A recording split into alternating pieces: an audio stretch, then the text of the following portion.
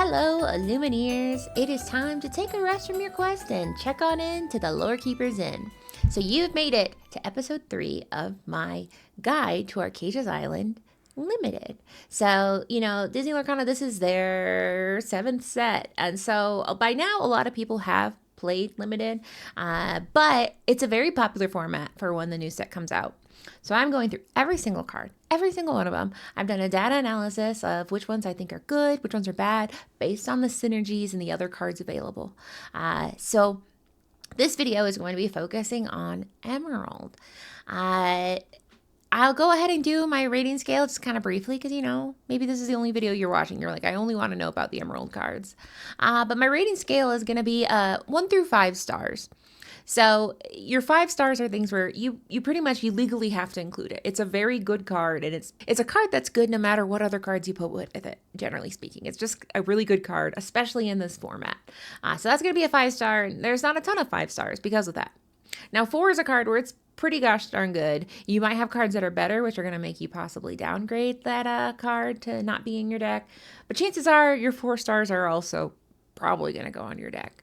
Now 3, it could go either way. It's really going to depend on what you pull or what you see come across your way.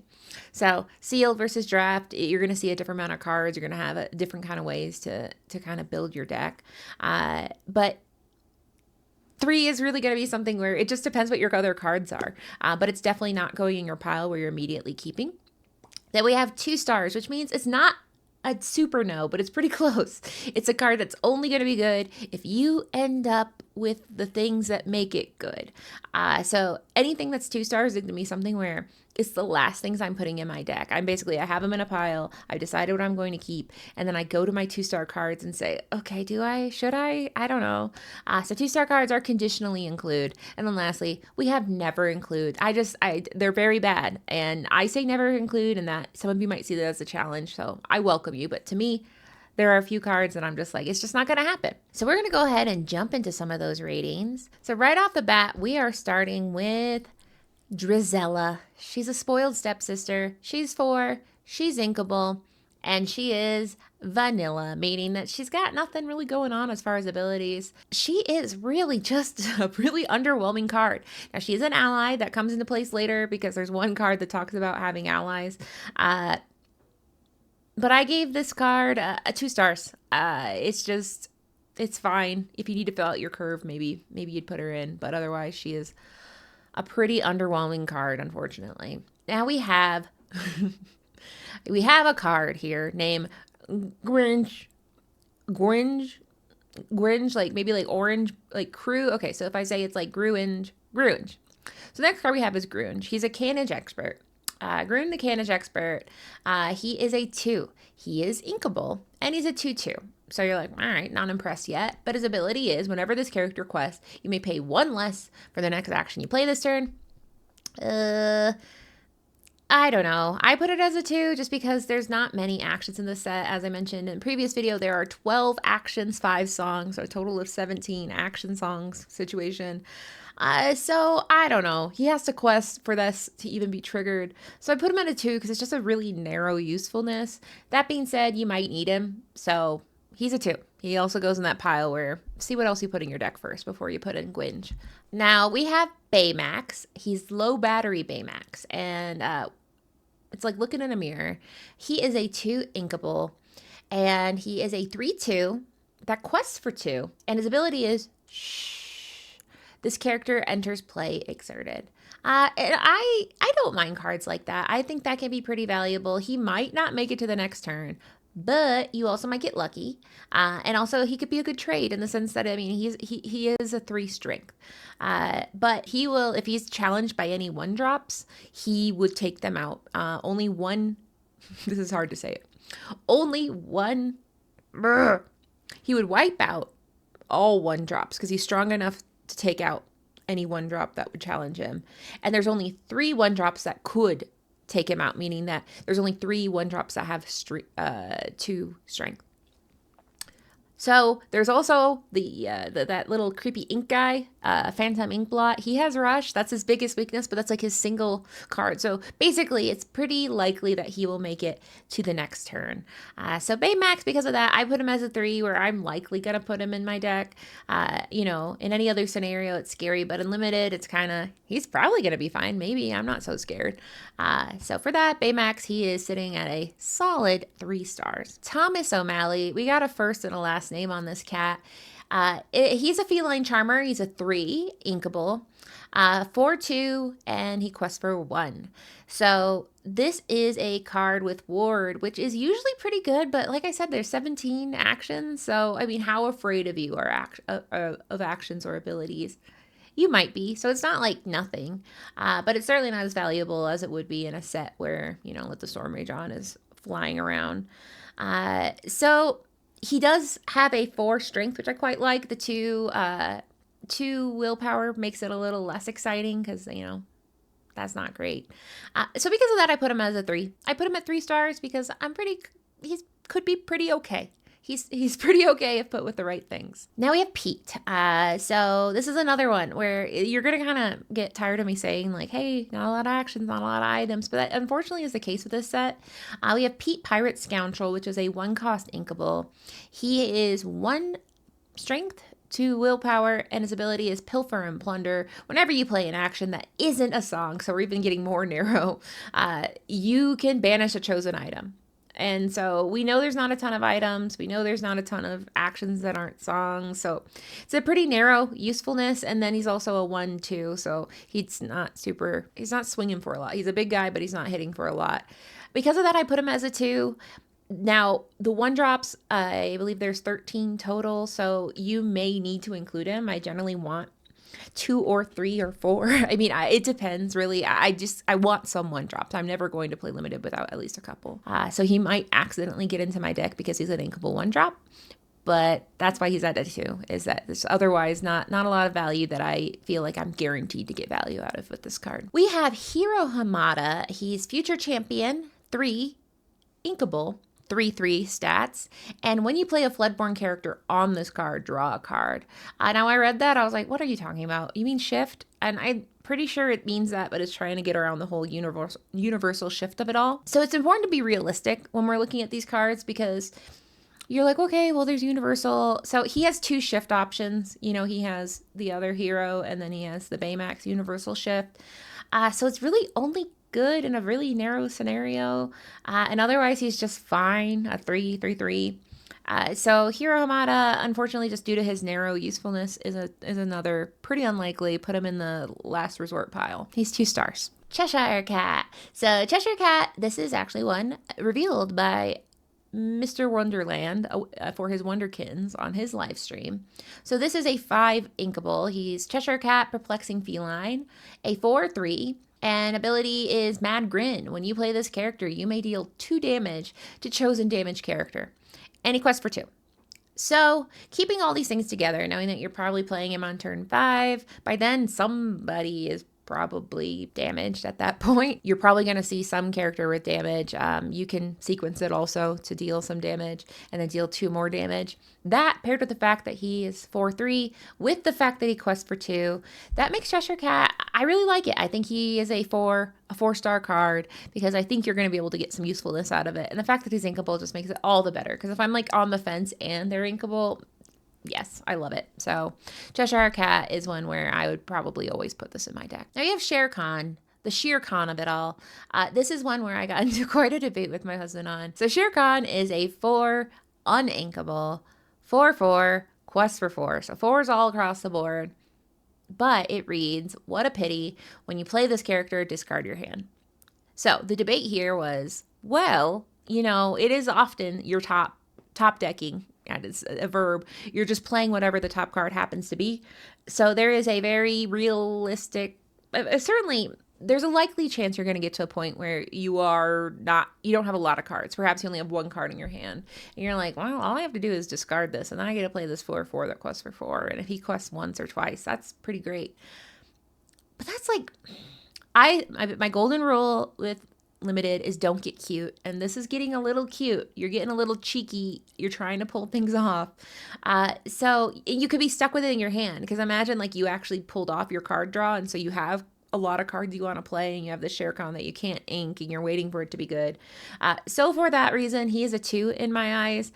Now, like I said, 2 means you might do it. You could be crazy, but I like safe bets, and this is something I do not want in my hand taunting me and not being able to play it. Now we have everyone's favorite little hypnotized mouse. We have Basil. He's a secret informer, 6 inkable. Stats are 3/6, quests for 3.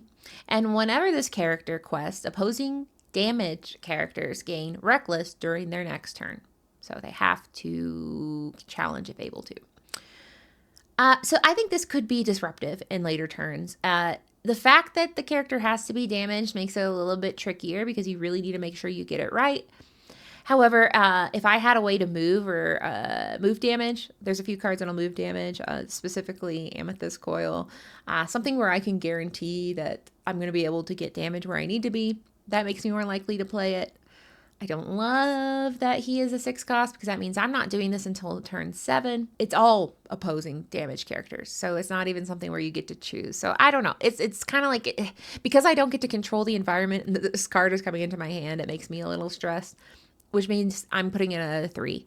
So 3 stars just means that with this one, I don't know. I'm too scared. I need to see all the other cards to feel safe enough to put this in my deck. We have a Donald Duck here. He is a pirate. He's 2, uninkable, a 1/1 that quests for 2, which that's always exciting for a lower cost card.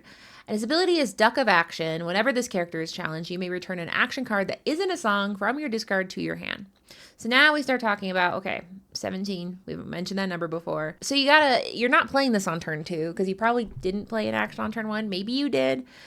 So you really have to play this at the right time to actually make sure that you have something in your discard to make this useful. Also, it's when he's challenged. So like you're basically sacrificing this poor duck. And also, I don't know. It's just a stressful thing for me. Now, side note, I mean, if you were going to play an action on turn 2, or you're very sure that you're going to be playing an action, I mean, he gets the quest once and then bye-bye duck and then hello action. But I don't know. There's too many moving parts for this one because of all those factors together that I don't know if it's going to pay off. I put him at a 2-star. Really, I mean, if you are playing actions that you think would be beneficial to play a few times, perhaps something like the one where you get Bodyguard and you get to draw a card, then it does become a little bit more tempting.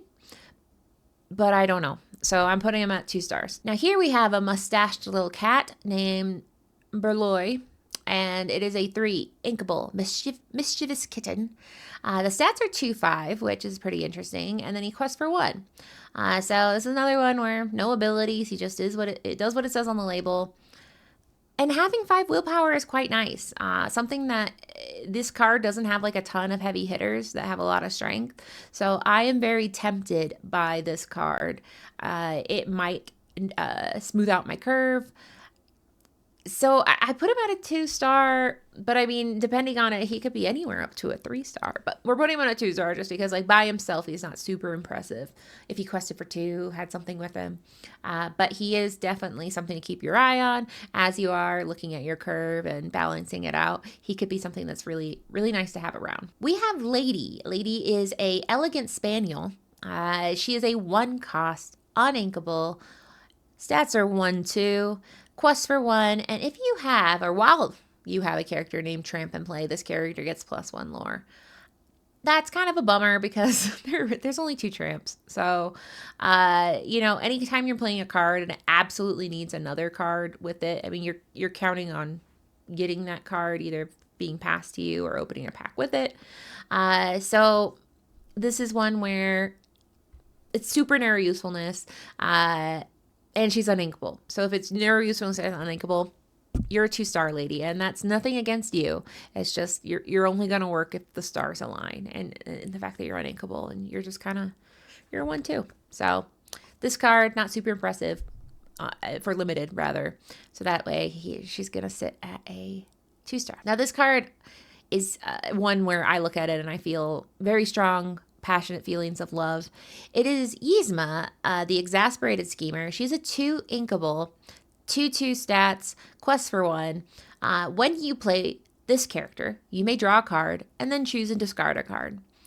So I am a big fan of anything that lets me draw and discard a card, because oftentimes with limited, I don't know, you read the cards and you're like, I have my opening hand. I did a mulligan just so I could have some cards to play. But this kind of lets you do a little bit more of a gentle reworking of your hand. It's not true card draw, because obviously you do have to discard a card. But knowing that she is on turn 2, that's a good time to be making sure that you're getting the cards you want actually in your hand that you intend to play later. So it's kind of like a second chance to make sure you get what you need. So any card like that is naturally going to be something I like. In this case, I did give her 4 stars just because I think it is in a very crucial turn to make sure that you are getting ready for your later turns where you're doing much more impressive things. So in the same movie, we have Pacha Trekmate. Pacha is a 3 inkable 3/2 quest for 1 with ability that reads full pack. While you have more cards in your hand than each opponent, this character gets +2 lore. So this is a gamble card. You're gambling basically, like maybe my opponent will have more cards than I don't, or than I do. Now you do get the opportunity to, choose when or if you play this or ink it. And the fact that he has a 3 strength, I like, because whatever decides to challenge him is gonna have to put up with it with those 3 strength hands. All that being said, I think he's a 3-star. So I think he's a 3-star just based on the fact that it could be nice. It could be nice. It could be a nice thing to do, especially if you have actions or items and you know that you're going to kind of go wide early. If you have a kind of hand where you know you're going to play 1/1 drop and then 2/1 drops, and you're like, well, it's the opposite. If you're doing that, then you know that you will not have more cards in your hand. So basically, just be mindful. This card is only going to be useful in that case. Otherwise, he's just an okay 3-drop. So we have another pirated duck, or pirate duck rather. Daisy Duck is a 8 uninkable, multi-talented pirate.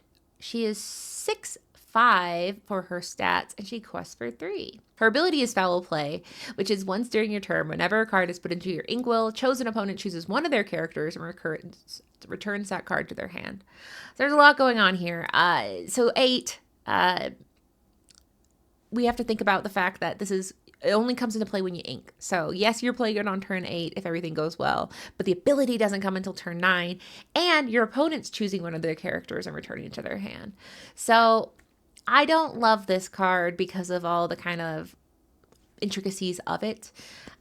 This is a card where I'm rating it a 2. If you're really confident that you're going to get to turn 9 and be doing stuff like this and you think it's going to all work out, then maybe include her. But just knowing the fact that your opponent gets to pick, so all they have to do is put down a 1-drop once they see this card, because you have a turn before it's going to come into play. Unless you play it on turn 9 and then you play at 8 and then you ink. That could be one way, but still, that's turn 9. That's pretty late.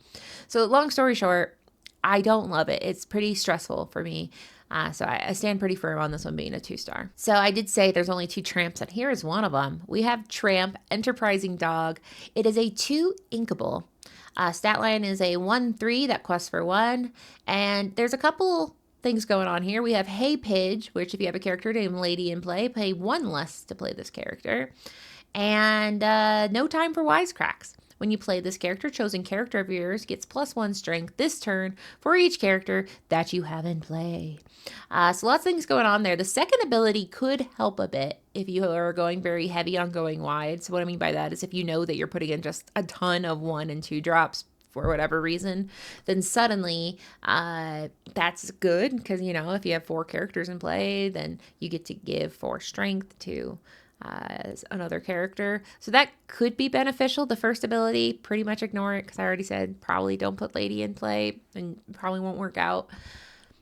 So, there is some value here, just not a ton of it. So I did put it at a 3-star. It's all going to depend on what your curve looks like and if you think you can get that value out of it. Moving on, we have King of Hearts, who is a little guy for uninkable. He's a 3/3 that quests for 2. And he has Objectionable State. Damaged characters can't challenge your characters. So that's kind of interesting. It's another iffy, I put iffy, gambly kind of card where you'd want to have something that deals damage, moves damage. But if it's paired with a bodyguard or something, you could combo this where it works to your advantage. Because it can't challenge any of your characters if they're damaged. So it could be a good tempo card. I would just kind of see what you have. There's 6 bodyguards total in this set, so there is a way you could kind of set things up in a beneficial way to you. But it is a little bit of a kind of, I don't know. Do you have room for it? As I mentioned in previous videos that you are going to want to aim for 20%, which is 8 cards. That's like the maximum uninkable you're going to want. And especially with limited where it's just really can be chaotic. You don't really get optimal play lines because your play lines are just kind of what they are. I put this at 3 stars just because I don't know for sure if this is something I'm instant going to include. We got more cats, and this one is a fancy cat. It is Duchess, an elegant feline, 2 cost inkable, 3/2 stat lines, quest for 1. It's fine. It's vanilla. You might put her in because you need to round out your 2 drops. There's been many times I've put in some very underwhelming 1 and 2 drops just purely because I need something to be there. But because of that, she is a 2 stars. I'm putting her in a pile of we'll see. Just wait, Duchess. We're going to circle back and we'll see if there's room. But she's going to sit on her pillow by the window at 2 stars while I figure it out. Now, Drizella wasn't rated very highly, but Anastasia is a very different story. So Anastasia? I don't know. Anastasia is a bossy stepsister. She's a 3 inkable. Stat line is a 3/1. She quests for 2. And whenever this character is challenged, a challenging player chooses and discards a card. So I like that. It kind of puts pressure on your opponent because it's 2 things going on here. She's got 3 strength, which is pretty good. That's a decent amount of damage. And then they have to discard a card. I love that because card advantage can be what makes or breaks some of these matchups. And then, questing for 2. Love that. So she is a very different sister. She's probably only going to get to quest once. Because of that, I put her at 3 stars. She can only be challenged once because let's look. She's a 1 willpower. So she's 3 stars just based on the fact that she's a fragile young lady, but I love the dynamics of it. And me personally, I'm probably always going to put a card like this in because I love suboptimal trades. I think it's very fun to be like, do it, and kind of forcing their hand to possibly trade into something they don't want to. And in this case, lose a card. So we got the mom. We have Anastasia, we have Drizella, and now we got Lady Tremaine, bitterly jealous. She is a 6, uninkable. 3/3, that quests for 2, and her ability reads, so you exert her to return chosen damaged character to their player's hand. Then each opponent discards a card at random. So it sounds like it's not terrible, but she's frail. She's a 3/3 on turn 6. You're not able to do her ability until turn 7. And so she's not questing for 2 because chances are if you're playing her, it's because you want to use her super cool ability. So because of that, she's really only good if you compare her with some kind of like bodyguard or something that protects her or gives her resist or something like that. And because of that, because I have to qualify it with so many if this and this and this, she's 2 stars for me. I'm not going to say 100% no because returning a card to someone's hand, a little soft Brunoing, if you will, is quite nice, but it stresses me out too much. So this is a 2 star. So we're out of the characters. We're on the home stretch now. We have our action. Our first action here is a 1 inkable titled Wake Up, Alice. This action is return chosen damaged character to their player's hand. And this is just a nice, cheap, inkable tempo card. I like it. I have it at 3 stars because there's conditions. It has to be damaged. Do you want to put in an action? I personally, I'm probably going to include this every single time because it's nice to just say, listen, I can deal 1 damage to this guy I don't like, and then I bounce it to your hand, and you have to replay it and pay that ink again. So a lot of value here. The set does not have a lot of removal, so anytime you can slow down your opponent is good. It's a race, and this is kind of like tripping them a little bit. Now we have He's a Tramp. So He's a Tramp is another 1 cost action, but this one's also a song. So chosen character gets +1 strength this turn for each character you have in play. So it's very similar to that Tramp card we already read. I don't know. It's a cheap way to pump up a challenger. So I mean, if you're about to do a challenger and you have lots of 1 drops and 2 drops in play, it could be fine. I put it at two stars, and that's just purely because I don't know. It's kind of stressful, and it's like you use it once. It's just this turn, so yeah. Because of that, I don't feel like it's the greatest action in the world, but it is fine, and I might include it if I don't have a lot of other challengers or any way to deal significant amount of damage. Our penultimate card is going to be the Return of Hercules, which is a legendary action. So, wow. It's a 5 inkable, and each player may reveal a character card from their hand and play it for free. Each. So this isn't just for you. This is our character being played. And I cannot prove it scientifically, but my opponent will always have better cards than me. And because of that, I'm not doing it. I think I mentioned in a previous video, I don't want my opponent to draw cards. I'm petty, and I certainly don't want you to play your best card for free. So I put it at 2. You might include it for fun, because it is kind of fun. And if you happen to pull this as your legendary and you're like, I don't know what's going to happen, then it is fun. It's fun. It's a fun gamble card, because yeah, you get to do something, but your opponent might do something way cooler than what you were about to do. So 2 stars, but I don't know. We'll see. I want to kind of see what would happen in this scenario, but I won't be the one doing it. And our last card for Emerald is an item. It's the coil. Every ink got a coil this set. It's Emerald Coil, which is a 3 uninkable, and it's Shimmering Winds. During your turn, whenever a card is put into your inkwell, chosen character gains evasive until the start of your next turn.